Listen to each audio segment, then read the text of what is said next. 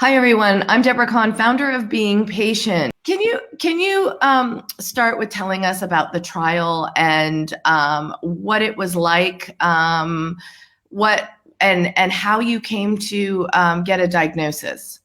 hmm Um, my sister actually saw an ad for a facility looking for people experiencing memory issues, and she sent it to me. And after some back and forth in my mind, I called the facility and started their screening process.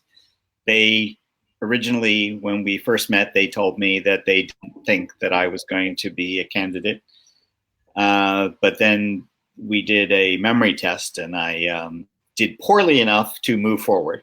And that then led to an MRI and a PET scan and a diagnosis of early onset Alzheimer's. So at that time, can you tell us what were some of the memory issues you were having, or what seemed to you? You were saying that you were complaining that earlier before you were in that trial that you felt like you had memory problems. What were you experiencing? Somebody else asked me that today, and I honestly had to say I don't remember.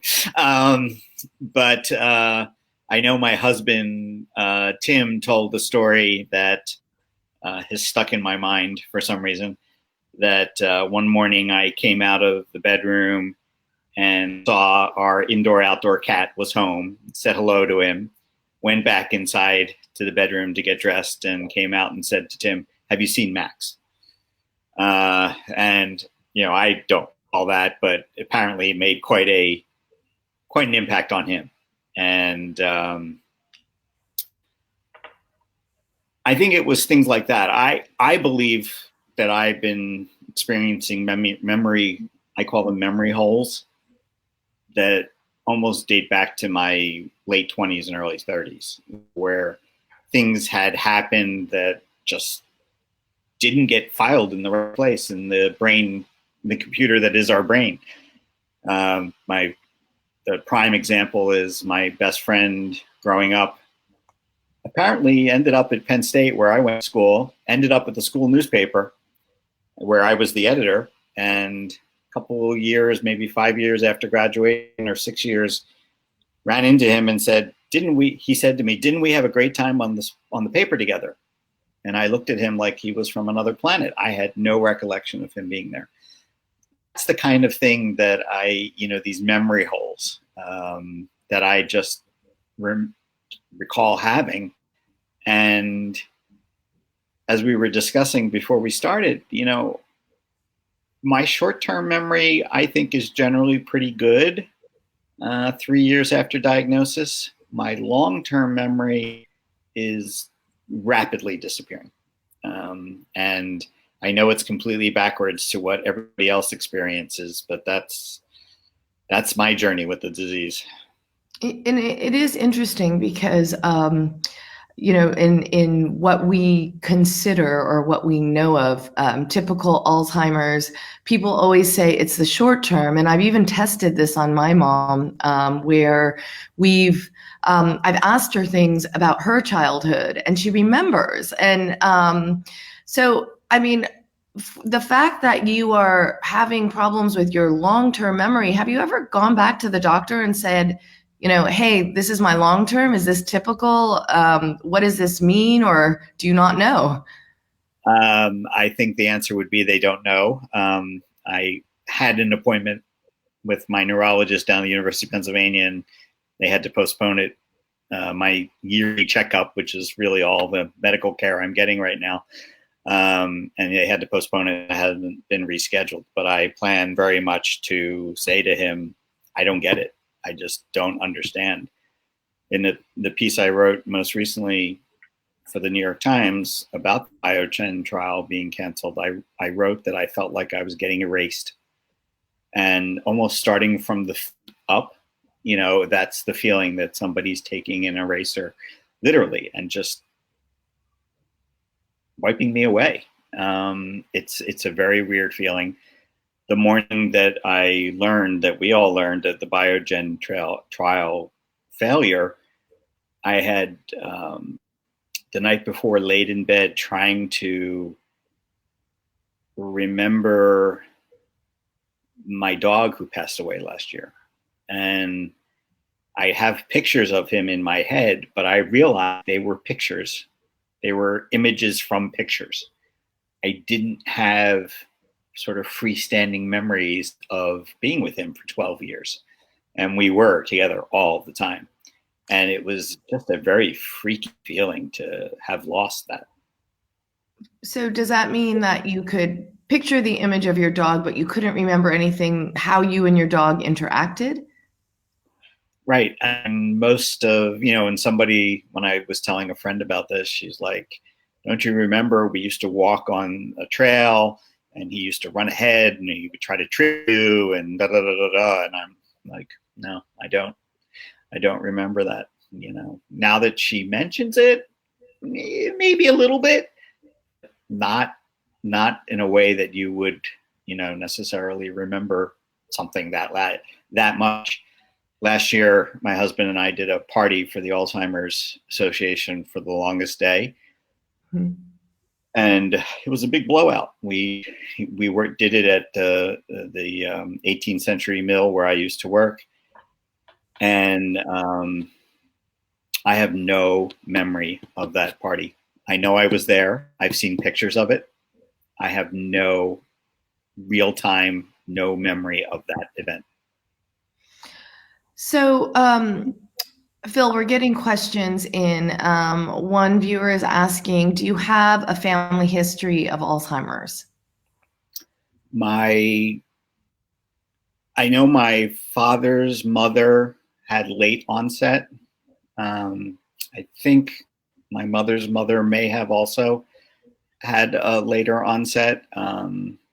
Nothing early onset. I do carry the genes, so it's there in my. Which genes do you carry? The APOE4. Yeah. I don't remember all the details there, but that was part of the discovery process for the Biogen trial. Was they did the blood work and did the genetic workup and found the genetic precursors.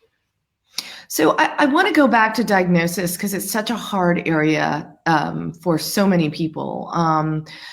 Why? Okay, I know it was part of a study, a part of the Biogen study, so there must have been a lot of protocol in place, and you must have been entitled to a lot of different tests. Why were the doctors confident in saying that, in fact, you did have early onset Alzheimer's? My understanding was that the fact that I did poorly on the memory test, I think it's called the R-bands, repeatable battery, something, neurological assessment. I did badly on that. And then they found, I don't necessarily understand all the science. And the other thing I want to ask my neurologist when I meet with them is show me the pictures from the PET scans and the MRIs and show me what you see, because I've never seen them. Part of being, the joy of being, one word, the value of getting my diagnosis through a drug trial was I didn't pay a dime. And, people struggle to get these diagnoses, and insurance companies often won't pay for these expensive tests. So I didn't pay anything, but the downside is that most of the information was proprietary. So I didn't see it. Now, happily, my neurologist was running the study at University of Pennsylvania. So he will have information that hopefully he can share with me when we sit down next. So we're getting some other questions in. Another viewer is saying, have you had any trouble remembering numbers, times, and dates? Math and I have never been greatest of friends, but now it is much, much worse. I trying to do a tip on a restaurant check is all but impossible in my head. I've even gone as far as saying, looking at it and just being so baffled by it, handing it to the the cashier and saying, just put a 15% on it and I'll sign it, because I don't know what the number is. Maps, also never and I, directions and maps have never been the best of friends, but now it's all but impossible. I describe it as, you say to me, turn right, and then you continue. And after the turn right, all I hear is wah, wah, wah, wah, like the teacher in Peanuts. That's it. I can handle that first turn right, and then I just can't absorb the rest of the information.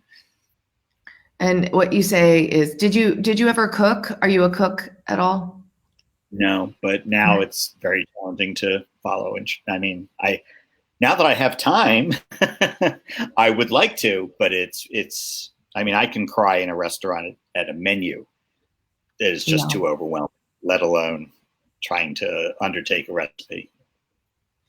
So another viewer has just written saying that her mom has Alzheimer's with no history, and she's scared to be tested for the gene.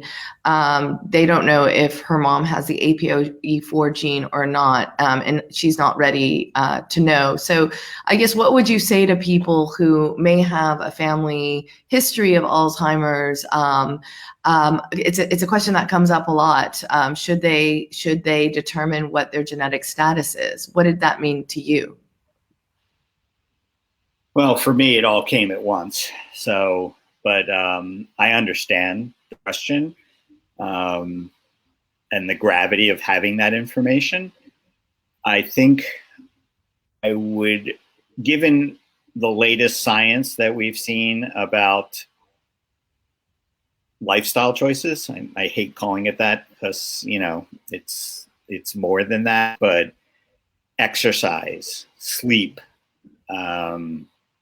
food, flossing your teeth. So many of these things now, the scientists are beginning to believe it contributes to the development of Alzheimer's. So these are things we should all do anyway, but we should all exercise anyway for our cardiac. But now I think if you carry a gene, I think there's an additional reason for you to work harder at making sure you get some of cardio exercise every day. Did you change your lifestyle habits once you found out that, once you received a diagnosis? I actually had a general practitioner who probably 6 or 7 years ago said to me, if you don't change, you're going to die. He was talking about, type 2 diabetes, cholesterol, blood pressure, all the cardiac things. And I did change. I actually had a 8-year streak of doing some form of exercise every day. It ended, unfortunately, the day I was in the hospital having suffered a mild heart attack. The irony. But I still, I come at this stuff a lot with the journalist skepticism. And I actually started writing a piece, had I known about flossing, in my 20s, would I have flossed? Would I have changed my life? Would I have worked less in less stressful jobs had I known, ultimately that 20, 30 years later, I could be facing something as, devastating as Alzheimer's. And I like to think I would, but I kind of know I wouldn't have. It's a tricky one. The brain is such a tricky one, because you don't think about your brain before you really start to have problems, right? And we all should, but I think that's human nature. Yeah, it is. It's human nature. And, I used to get up in the morning and I would go to work as a copy boy at the New York Times. And then you had to do your copy clerical things. And then you had to write. If you wanted to work your way up, you had to write. So when were you writing? When were you reporting?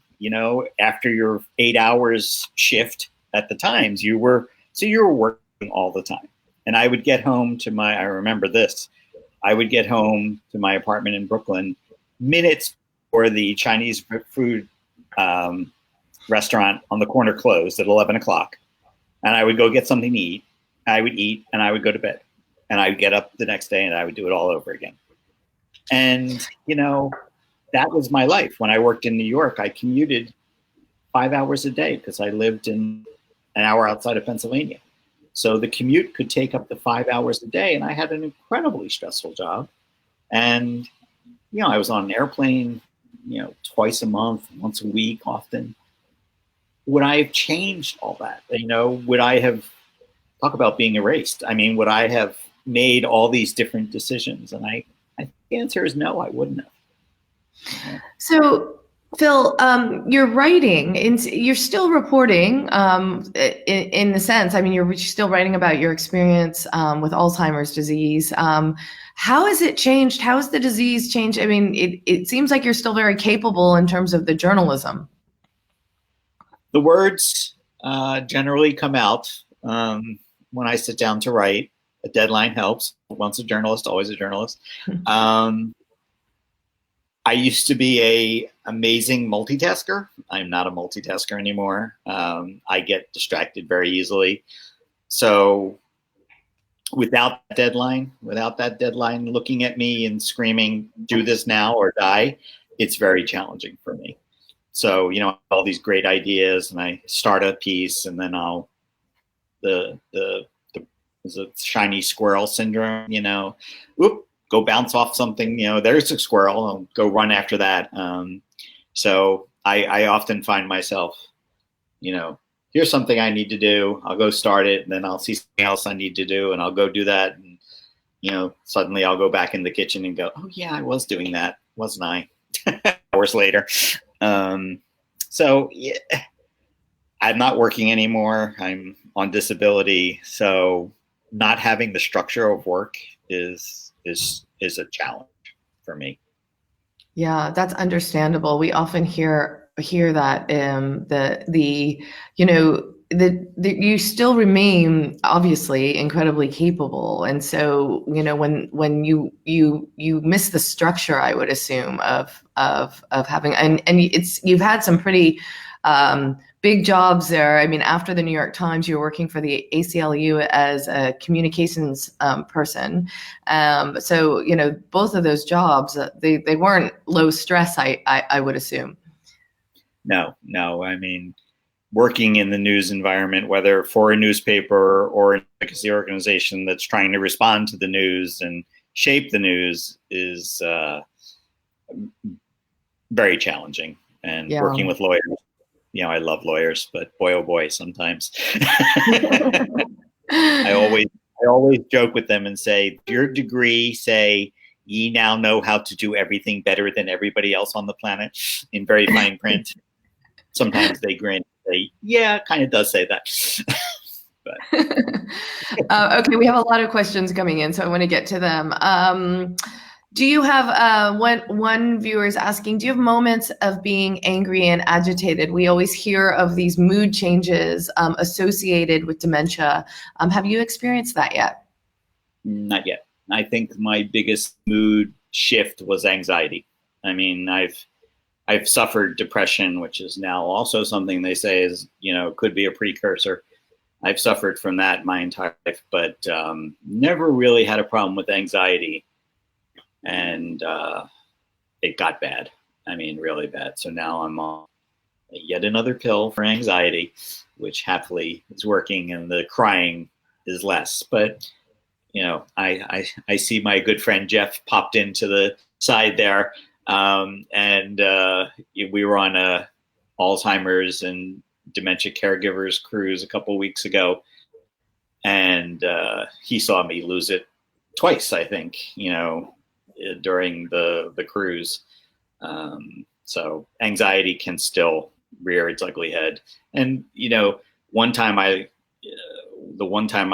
really lost it, I had written a piece, stayed on the boat, stayed on the ship, and written a piece the day before, and sat down the next morning and somehow managed to overwrite it while I was taking notes on the session. And, it wasn't so much that that's what I wrote. It was the idea that I couldn't drive my computer anymore. I mean, I made such a rookie mistake. And we ultimately found the piece, amazingly. But, for that 10 minutes, 20 minutes before we found it, I just thought, I'm losing this too. This thing I've had my entire life. How can you be a writer and not use a computer anymore, right? Where you write something and it's just gone. I mean, it was for 10 minutes, it was just gone. I mean, I'm sitting there, and then, you're like, don't touch the computer, step away from the computer, because if it's there, you can overwrite it, you can really delete it. But I mean, I really started to sob. And again, for the words can always be rewritten. It was for the loss of yet another thing. Yeah, absolutely. I can understand that. One viewer's asking now, Phil, what does it feel like when you look at a menu? You said it overwhelmed you. I can remember this happening to my mom, but she was too advanced to ask, for me to ask her what was happening. Are the words jumbled? Can you not read it? What is it that overwhelms you? Too many choices. Just way too many choices. I mean, it happened on New Year's Eve or New Year's Day Eve or something. We went to a Chinese restaurant. There's a theme here developing. The menu, they serve Chinese food, Thai food, all these things. And it must have been 12, 14 pages long. And I could feel it happening. I can feel these episodes coming. And my husband was sitting next to me, and he looked at me, and he can see them coming too. And he said, "Is this overwhelming?" And I said yes. And I started to cry. I mean, and I left the restaurant. We were getting takeout, and I left the restaurant. And I said, "You order. You know what I like." But restaurants in general are very challenging environments. They're loud. There's a lot of conversations going on. Too many choices often, and you hear very frequently of people, not being comfortable going to restaurants, and that's a real challenge in today's society because so much of our socializing is done in restaurants. Is it the noise that bothers you? Like, is it the background noise that do you think do you hear differently than you did before? That's kind of a weird question to be objective about, but. Because I've actually noticed the same thing with my mom too in restaurants. She gets very antsy if there's a lot of background noise, a lot of ambient noise. Noise is not your friend. I think if you're struggling anyway to have those additional distractions, just really can. I mean, I was sitting at a family dinner 2 years ago, and I don't know what set me off, but all of a sudden I started to cry, and I couldn't stop. And we had to leave. We had to walk out in the middle of the meal, and I didn't stop crying until I got home. So, who knows what else was going on? I certainly don't remember. It was probably a long day, but a restaurant can be very, very unfriendly for people living with Alzheimer's. Phil, I want to bring the conversation back to the Biogen trial because, as you know, you mentioned Jeff. We interviewed him. He also was in that same trial and really felt like it was helping him. Did you have that same experience? Did you feel like the trial was helping your memory? My standard answer is I don't know where I would have been without it. So, when I got my diagnosis, I believe Pat Summitt, the basketball coach, had just died or was just about to die from Alzheimer's 5 years after her diagnosis. So, I immediately put a 5-year timeline on myself, right? I had 5 years left. Clearly I'm not going to die of Alzheimer's tomorrow, or even I don't think in 2 years, but I don't know where I would be without that. And, I've started to, and Tim has started to notice more short-term issues. Was the Biogen drug, was that helping my short-term memory? And maybe that's why I don't have the short-term memory loss that many other people sort of describe. It's so hard to, again, it sort of goes back to they know so little, we know so little. And, I really think I've heard researchers describe this as the golden age of Alzheimer's research. And, from a patient's perspective or a person living with it, we're in the dark ages. There's so little they know. And Yeah. it's great that they're making all these discoveries and all these possible lines of inquiry that need tested, and maybe they're good in mice and da da da da da. But we're very far away from any kind of treatment, particularly a cure.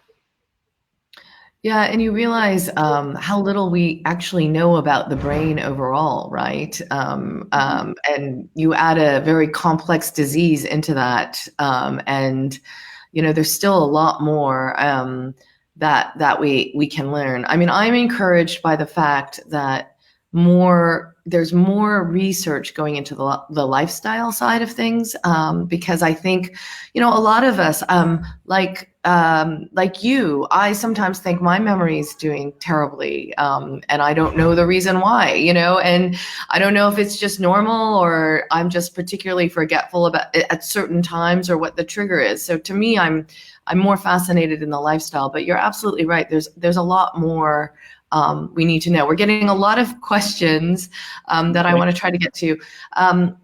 Another viewer is saying, how are you with speech? My father's 57. He was also diagnosed at 54 and struggles with speech. He's in cognitive therapy twice a week now. So are you using any therapies, or are you going to any therapy, I should say, to help with any cognitive function? No, I've never heard of that actually. So that's interesting. Something to look into. My speech is pretty good. I mean, there are days I struggle more than others. Today twice I think I mentioned that before we started, that, an idea would come into my head and I'd be like, great idea. Let's tell the person you're talking to. And it's gone, just absolutely just vanishes. And, that happens a lot to people, it's like, okay, but then if you think about it, it comes back, it's there. I still have no recollection of what I was, that brilliant thought that I had that's gone. So that is a challenge. I think the one thing I do firmly believe is exercise. I feel different after I've had a good cardio session. And but it's challenging for somebody. I mean, again, Balance and I have never been the best of friends. I find myself very, very uncoordinated. I used to, when I was a runner, my running partners and friends would get used to me like disappearing from their side, and I'd be back there having tripped on air, just on the ground. But I'm not comfortable on my bike anymore. I certainly don't want to try running. So I found a rowing studio near my house, indoor rowing studio, and you're basically seated, but it's incredible exercise. And I go almost every day, and I try to get the blood flowing, and I find that really helps. But there are many times I'll say, trying to tell my husband, it's that thing over there, that thing. And he's like, what thing? And I'm like, that thing. Often you're reduced to the thing over there. Come on, you know what I'm talking about. It's the thing. And you just can't come up with the word. Yeah, understandable. Another viewer is saying, Phil, thanks for sharing. I've been reading your work about your Alzheimer's experience, and I found it really valuable. Has your writing process changed since your diagnosis? Has it changed? The pieces I've been fortunate enough to write have been very first person, which as a journalist, I never wrote first person. And as you know, as a communications officer, I was writing for an organization, not necessarily for a person. Or if I was writing for a person, it wasn't me. So that is very different. And I find there's a new voice that I didn't think I had before, but I don't, and that's probably because I've never dealt with anything like Alzheimer's before. So the emotions are flowing. It is more challenging to take notes and to read through notes. I'm actually sitting here at my desk and looking at a very long printout of a transcript of an interview I did that I need to cut down into size, and it's been sitting there a long time. It's a daunting task. So tell us a little bit about your work today. I mean, I know you're writing first-person perspective pieces about what it's like to live with Alzheimer's, but you also have some initiatives you've launched, I believe, to raise awareness. We had a question earlier about the shoe challenge. Tell us a little bit about what you're up to now. Well, unfortunately, I can't really do anything with the shoe challenge because the trial ended, but I'm looking for another trial, and when I do find one, I will launch the shoe challenge again. Basically, it was just a silly idea to try to raise awareness of how challenging it is for drug companies and other scientists to find people willing to participate in these drug trials. And the New York Times had a story, I think last year, that said it's almost a mathematical impossibility for them to find enough people to participate in these drug trials to win approval, or to see that it's not working, for possible drugs to help us. And it's not like there's a dearth of people living with Alzheimer's or dementia. It's impossible to get them to agree, to reach them, to jump through all the hoops. It's not an insignificant process to be involved in one of these drug trials.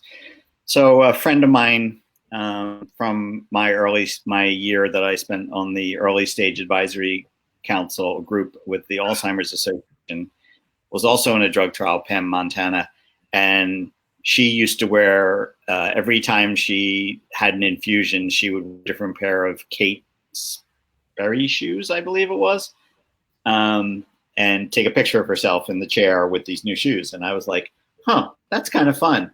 But I wasn't about to wear Kate Sperry shoes all the time. So I started finding silly shoes, to like slippers. I had fish flip-flops. I had elf shoes. And then I was working up to the point of trying to, go drag and wear stilettos when the trial got canceled. And then they told me I had 2 more MRIs that I had to do as part of the trial. So I was like, I'm going to wear the big red boots. And, I luckily the folks at the University of Pennsylvania MRI had a sense of humor. So they let me lay down in the machine with them on, and, did a little bit of play acting, and I pretended I wore them all day to the MRI center to the University of Pennsylvania, when truthfully I couldn't walk a step in them. But yeah, I could relate to that. I tried to say that, we could have fun and do good at the same time. Absolutely. Which can be a very powerful way of conveying a message. So we have another question saying, what are some of the misconceptions about Alzheimer's you've come across, and what do you wish that people knew?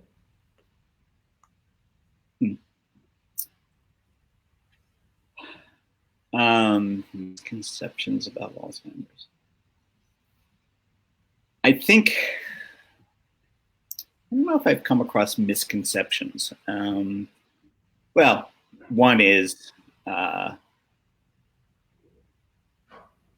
just because you have a diagnosis of Alzheimer's, you're not gone yet. There's still a lot to live for many of us. And I've actually talked to my husband about this.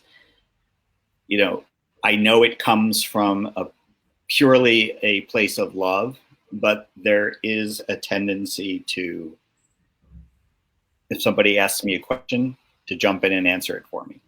If I struggle for even a half a second, or even sometimes if I'm just thinking, the question is answered for me, like, I can't answer that. And that gets old fast.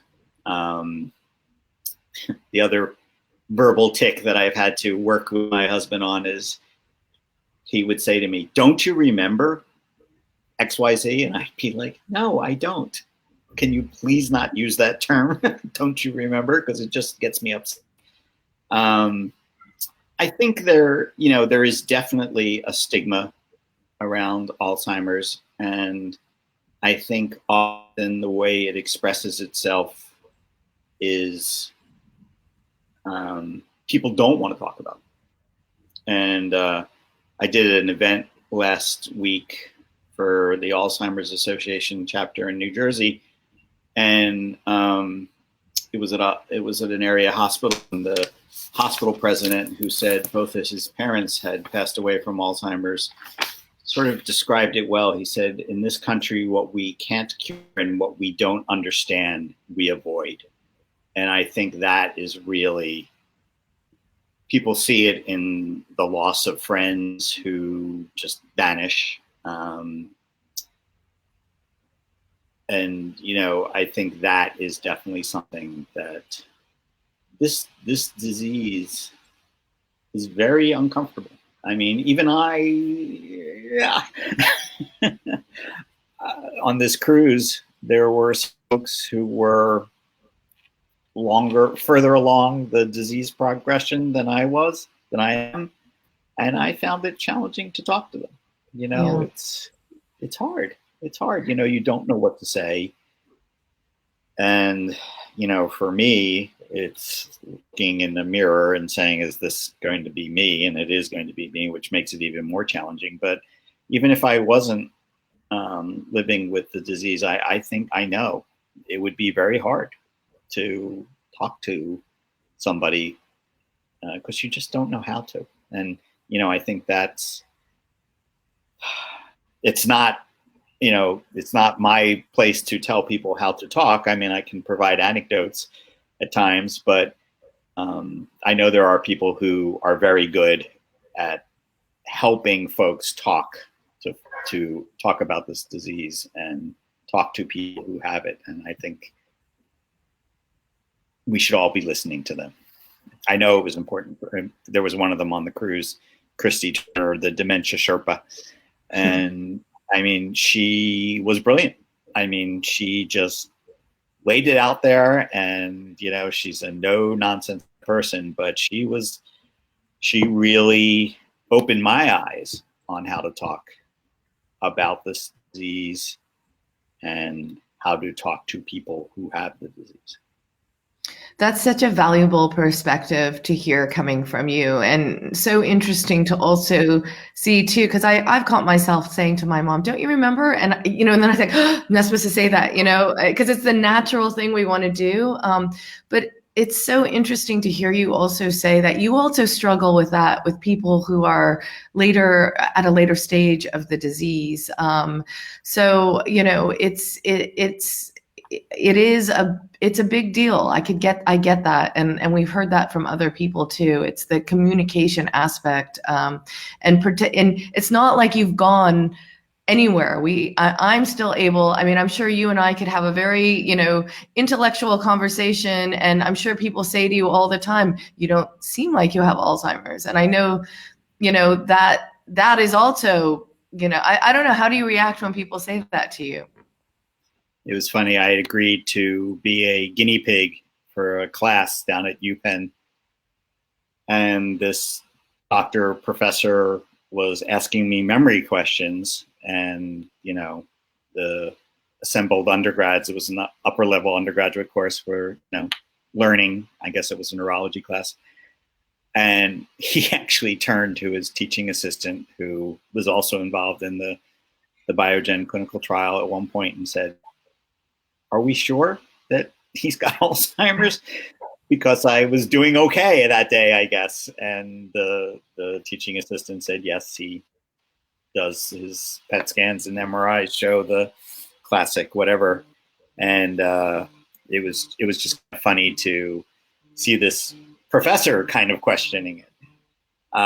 My second piece for the Times, I wrote about walking in our town of New Hope and coming up on the Bucks County Playhouse and saying to Tim, "We went to see a play there, didn't we, really recently?" And he's like, "Yes." And I said, my sister was there, right? And he goes, "Yes." And I said, "What did we see?"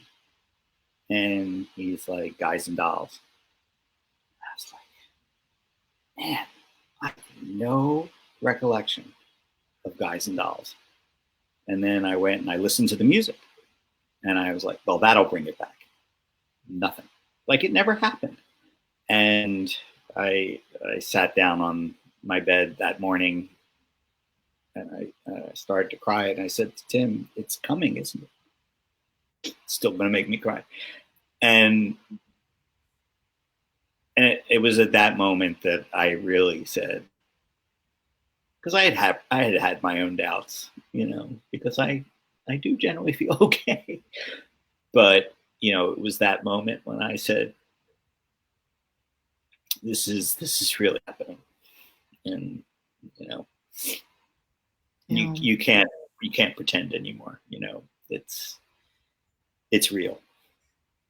Well, Phil, thank you for sharing really and being so honest and giving us, I find that these perspectives, being patient perspective that we're getting are enormously insightful. And because it's a disease we don't know everything about and that we still have a lot more to learn, really your first person perspective is valuable to all of us, whether caregiver, researcher, doctor, and we really are so grateful to you for spending time with us and sharing your perspective. I know we'll probably get more questions. If you could just visit the post, we're going to repost this on Facebook. We've got a lot of people interested and to ask you more questions. Then perhaps Phil can answer some of your questions or comments that you have in future if you do post them below this post. But Phil, thank you. We're so grateful to share your story. Are you keeping a blog, or is there any way for our viewers to keep up to date? I know you're writing and you're going to continue to write, but is there one place they can go to keep up with you? Stay tuned. But I generally use Facebook as a sort of journal. So I'm Phil Gutis on Facebook, and I'm really free with my friends, my friend acceptances. So yeah, if you have any questions, you can messenger me on Facebook or, just do a friend request. And I think it's really important that, as Christy said, the dementia Sherpa said, it's really valuable to hear voices like mine and like Jeff's and Pam and everybody else who's living in the early stages of this disease, because so often people with Alzheimer's can't talk. Yeah. So, I think it's just absolutely incredible that those of us who can still talk are out there telling our story and advocating for all of us and for the future. There's not going to be a cure in time to save me. I know that. But, I don't want my nieces and nephews and their children to have to go through this. So. Thank you, Phil. Thank you so much. We will stay in touch and, of course, read future articles. Your voice is greatly valued. So thank you so much for spending time with us. I appreciate the opportunity. Thank you.